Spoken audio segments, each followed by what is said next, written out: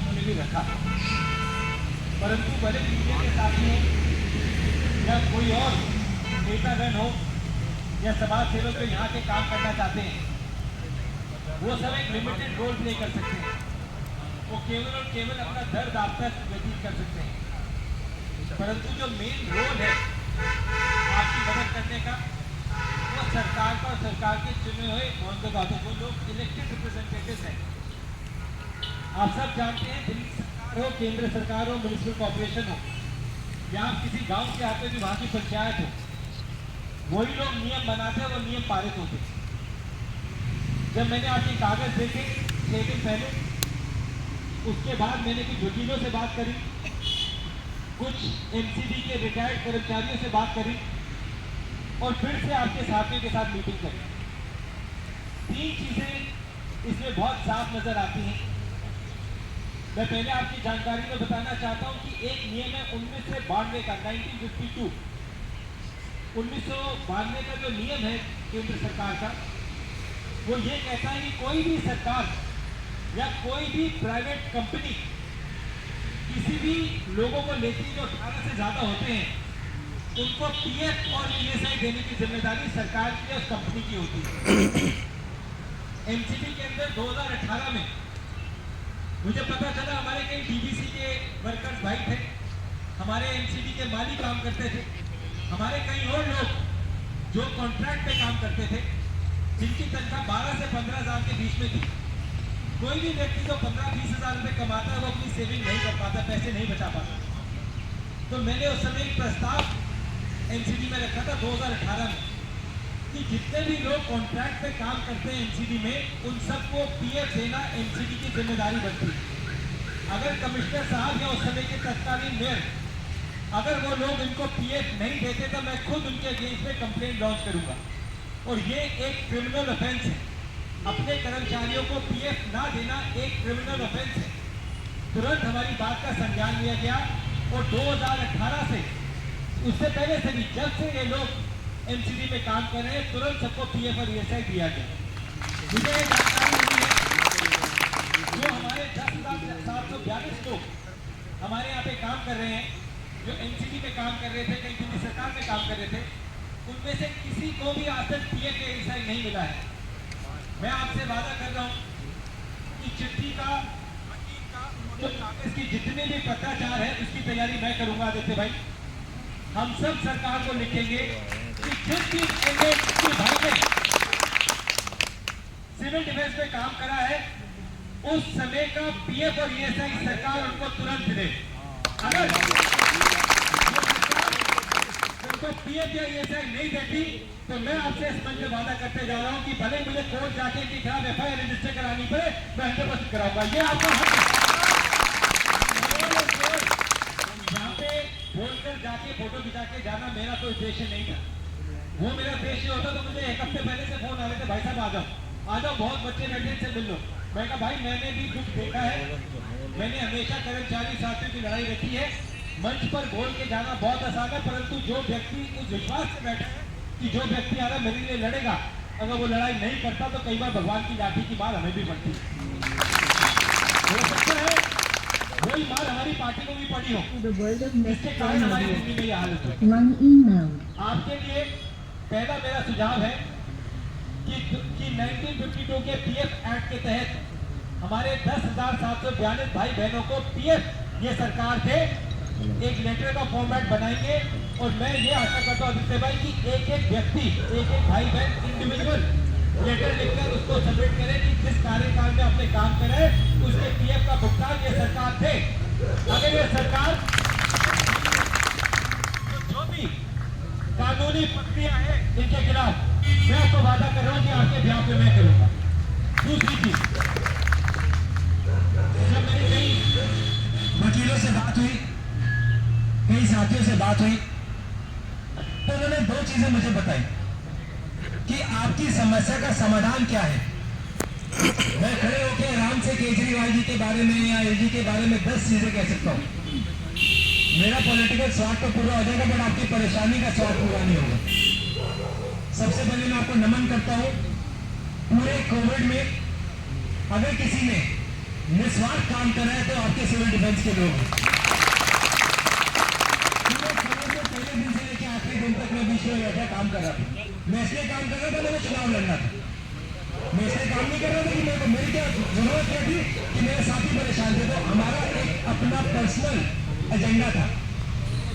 मैं टीका लगवाने गया, वहां सिविल डिफेंस। माइग्रेंट जो जितने भी दिल्ली के लोग ट्रेनों से जा रहे थे, वहां गया, वहां सिविल डिफेंस। अस्पतालों में जब कोविड से लोगों की मौत हो रही थी, कौन काम कर रहा था? Civil defence. राशन कौन बांट रहा था? Civil defence. कहीं पर भी आप जाओगे, एक टीम जो लगातार शमशान घाट में, सही कह रहे भाई, जहां परिवार के लोग अपने खुद भाई बहनों को, परिजनों को बाहर छोड़ के चले गए, उनकी आखिरी राइट्स कौन पूरा कर रहा था? Civil defence. पहले हाथ जोड़ के नमन कि जो काम आपने करा, ये सच्ची देशभक्ति है। देशभक्ति नहीं है, परंतु कोविड काल में जो आपने काम करा, वो काम सच्ची देशभक्ति है। कोई भी व्यक्ति 15-20 हजार रुपए के पीछे अपनी जान को जोखिम नहीं देता। फेसबुक में सब कुछ दिखता है। आधे विधायकों ने और मंत्रियों ने घर के बाहर बोर्ड लगा दिए थे कि डॉक्टर ने मिलने से मना करा है, कोविड चल रहा है। आप लोगों ने किसी ने ये नहीं कहा। तभी आपकी इज्जत सबसे ज्यादा। भाई ऑक्सीजन के सिलेंडर, गाड़ियां, अस्पताल, जो भी बोलो, एक आपकी खाकी वर्दी दिखती थी और एक दिल्ली पुलिस की खाकी वर्दी दिखती थी। बाकी नेता तो सारे गायब थे। जब दम में बढ़ गया, उसके बाद नेता आगे दिखाई दे गए। तो असली काम आप लोगों ने करा। लाजपत नगर में हजारों की तादाद में ट्रेन की उम्मीद से लोग आके खड़े होते थे। लोग कहते हैं पीछे के बात कर, आप लोग उनको सम्मान से पानी भी देते थे, खाना भी खिलाते थे। जो लोग रह जाते थे उनको स्कूल तक छुड़वा के आते थे कि रात को सो के अगले दिन इनके गाँव में इनके घर को भेज देंगे। तो इसलिए आपके लिए मेरे मन से बहुत ज्यादा इज्जत है कि आप लोगों ने जमीनी स्तर पर लोगों की सेवा करी। अब आता है विषय कि हम आप लोगों की मदद कैसे कर सकते हैं। मैंने भी आदित्य भाई से बात करी और एक सुझाव मैं आपको देना चाहता हूं। दिल्ली के अंदर 70 विधायक हैं, दिल्ली के अंदर 250 निगम पार्षद हैं, दिल्ली के अंदर 7 सांसद हैं और दिल्ली के अंदर 3 राज्यसभा के सांसद हैं। ये सारे दिल्ली के चुने हुए जनप्रतिनिधि हैं, जो भारतीय जनता पार्टी से भी है, आम आदमी पार्टी से भी है और हमारे कांग्रेस से भी कुछ निगम पार्षद हैं।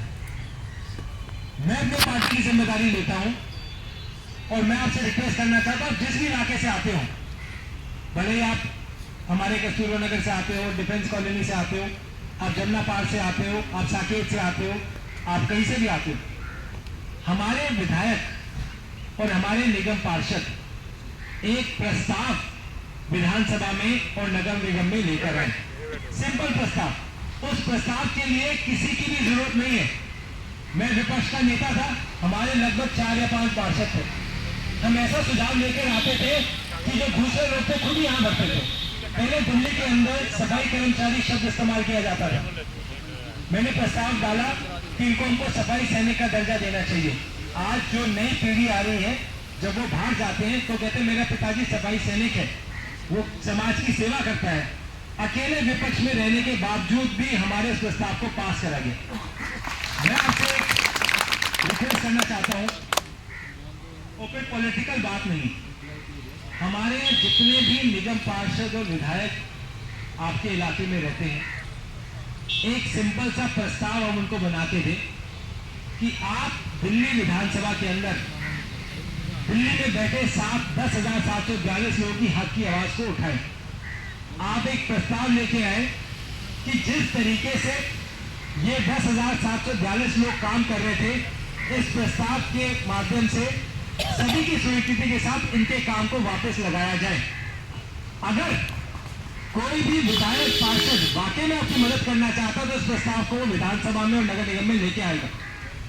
जिस दिन ये प्रस्ताव आएगा, अब दिल्ली के अंदर भले लोकसभा हो, विधानसभा हो या नगर निगम हो, कोई भी प्रस्ताव जब टेबल पर आता है तो उस पर वोटिंग होती है। वोटिंग का मतलब कौन कौन इस प्रस्ताव के फेवर में है, कौन कौन इस प्रस्ताव के फेवर में नहीं है।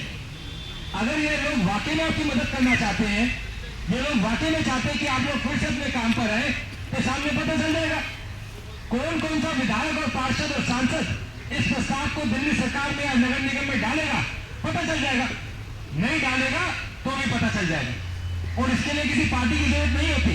कोई भी विधायक अपने प्रस्ताव को, इसे कहते हैं प्राइवेट बिल, प्राइवेट रेजोल्यूशन, कोई भी विधायक, कोई भी निगम पार्षद एक प्राइवेट बिल लेकर आ सकता है। उस बिल के माध्यम से वो ये कहेगा कि जो हमारे यहाँ पे दिल्ली सिविल डिफेंस के लोग काम कर रहे थे उनको तत्कालीन वापस लिया जाए जिस तरीके से पहले काम कर रहे थे।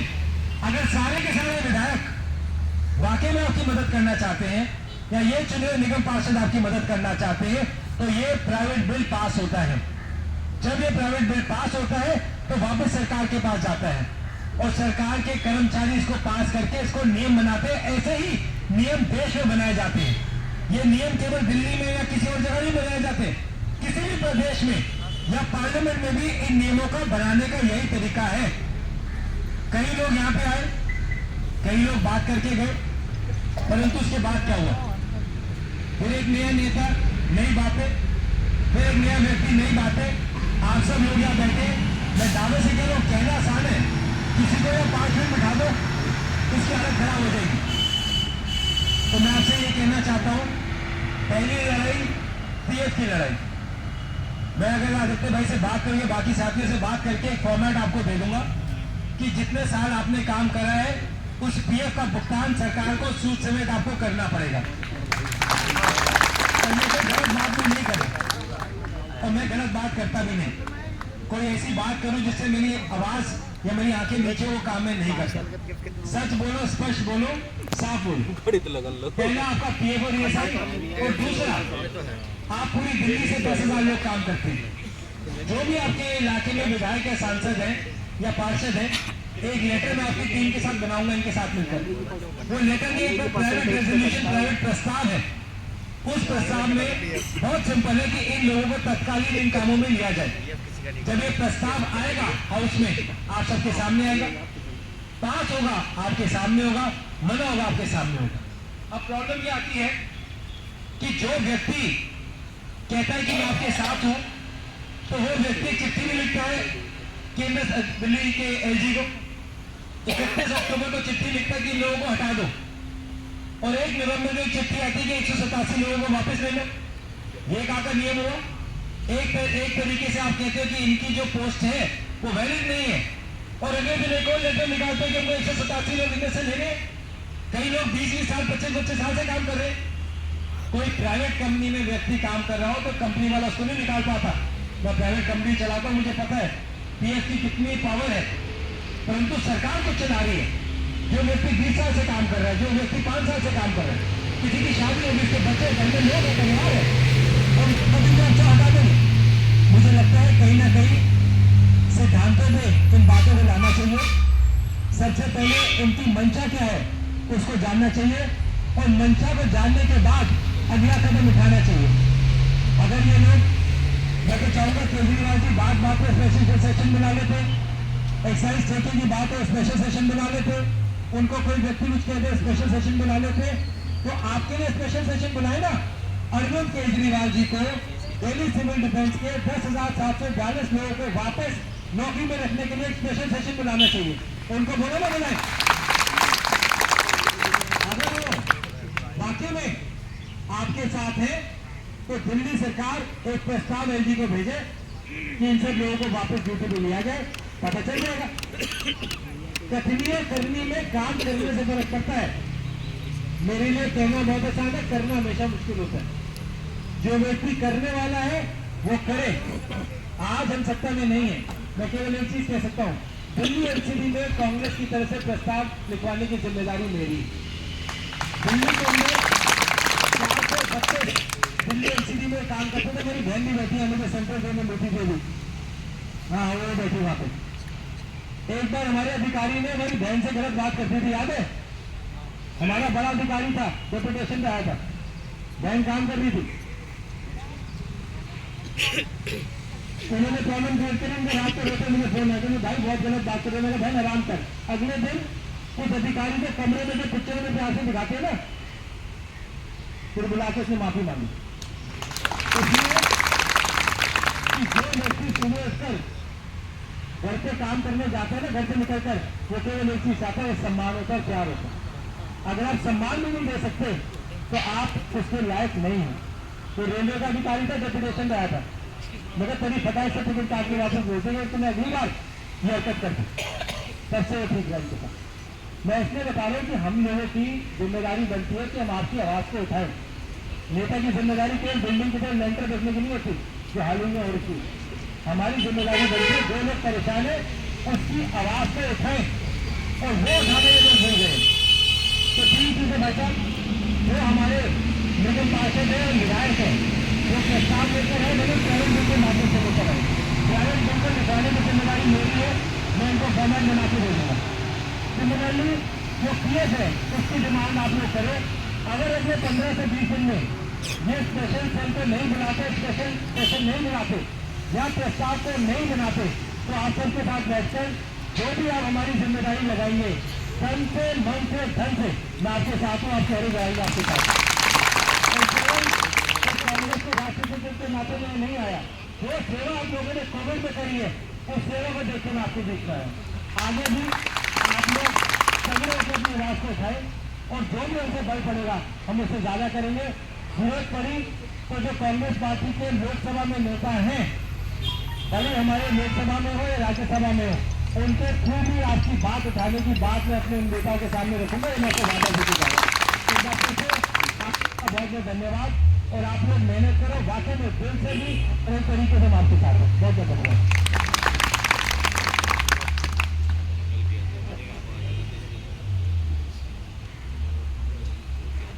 मुझे भी जानकारी मिली, मैं माफ़ी चाहूँगा, मुझे पहले पता नहीं था। मैं चाहूँगा अगर आप सब लोग 1 मिनट का मौन हमारे 5-6 शहीद जो मार्शल हुए उनके नाम पर रखे, 1 मिनट का मौन उनके नाम पर जरूर।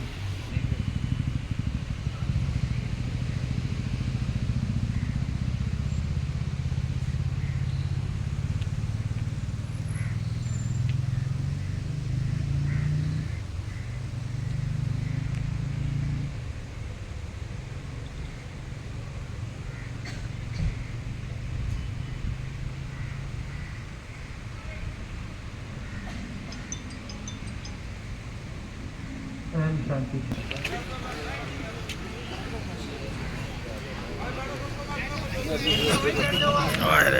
अबे टूट जाएगा मोटे।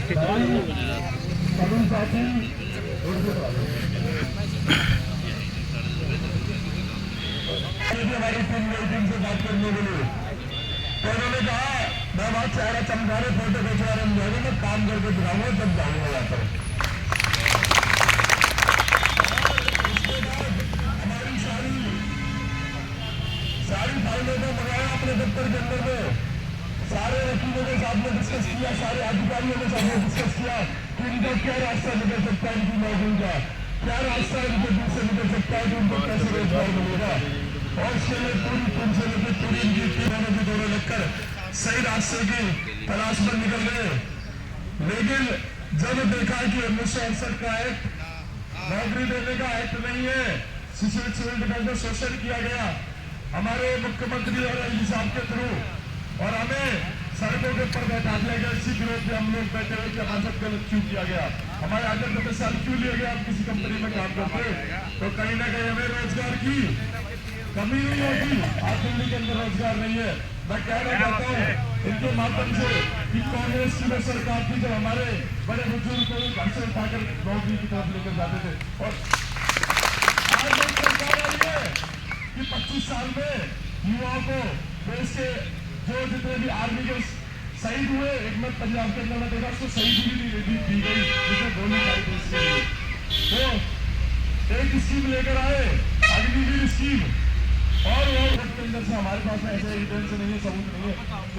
कानून पट्टी में जो काली पट्टी बंदी है हाथों में, वहां पर जो तराजू है जिसका जितना उस तराजू के अंदर वजन होगा वो जीतता है केस को। तो हमारे वजन नहीं था, इसलिए हम कोर्ट के अंदर में नहीं जाते थे।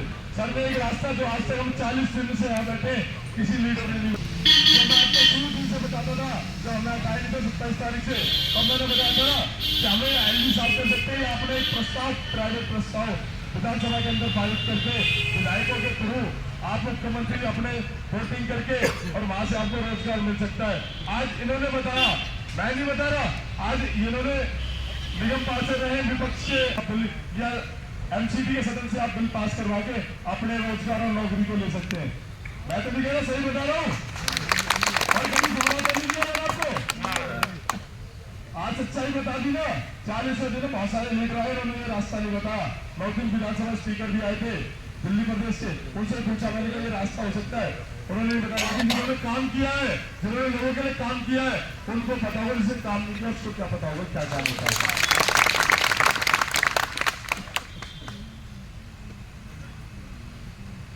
और उसके बाद जब गुरुद्वारे से हमारा खाना बंद हुआ, सबसे पहले गुरुद्वारे से हमारा खाना दिल्ली सरकार के होम मिनिस्ट्री ने और यहाँ से डिटेन कर रहे थे, तो खाने का जो सबसे पहले कहा कि हमारे बच्चे जो है खाना और पानी कहाँ से ले रहे हैं, उसकी जानकारी निकाली। तो पानी पहले कांग्रेस दफ्तर से आया, उसके बाद खाने के लिए इन्होंने गुरुद्वारे को लेटर लिखा, तुरंत फोन किया, तत्काल प्रभाव से 2 टाइप का खाना यहाँ पर आ रहा है। ये होता है काम कि पहले खाना पानी कहाँ से आ रहा है, वहाँ हमारी बहनें और भाई बैठे हैं, उनको क्या जरूरत है उसको पहले, उसके बाद फिर इनकी क्या समस्या है उसके ऊपर काम करना। ये होता है नेता का और लीडर का काम, और इंसानियत का काम होता है। मैं लीडर का काम नहीं कह रहा, मैं इंसानियत का काम कह रहा हूँ। लीडर तो हर आदमी बन जाएगा, हर एक नेता का लड़का नेता बन जाएगा, लेकिन जमीनी स्तर से काम करता है। मैं इनके लाजपत नगर के अंदर में बताता हूँ, मैंने स्टडी किया, कई लोगों के मुंह से सुना है कि जो उन्होंने अपने टाइम पर निगम पार्षद होते हुए काम किया था, वो आज भी काम पलट रहा है लाजपत में। ये होता है काम, जिसको पैसा खाना हो सकता है राशन वाले राशन ना दे, बहुत उनके बच्चे कहाँ जाएंगे, क्या स्थिति हो जाएगी, यहाँ तक बहुत महामारी की तरह फैलेगी। कितने आज 8 है, हो सकता है 80 हो जाए, 800 हो जाए, इसकी संख्या का कोई पता नहीं कितने लोग इसके अंदर सही हो जाए। तो मैं चाहता हूँ आपके माध्यम से इस मामले को बहुत गंभीरता से आपने लिया, और आगे भी इस मामले को गंभीरता से लेकर आप इन सभी बच्चों को रोजगार दिला देंगे। मैं वादा करता हूँ आपके बच्चे कभी नहीं भूलेंगे, आपको जहाँ देखेंगे, और आपकी पार्टी को आपको कभी जिंदगी में नहीं भूलेंगे। इतनी दुआएं देंगे कि आप और आपके बच्चे कभी भी इस तरह इनकी दुआएं से कभी भी कोई बुरा संकट आएगा, उस पर तुरंत वो दुआएं काम करेगी।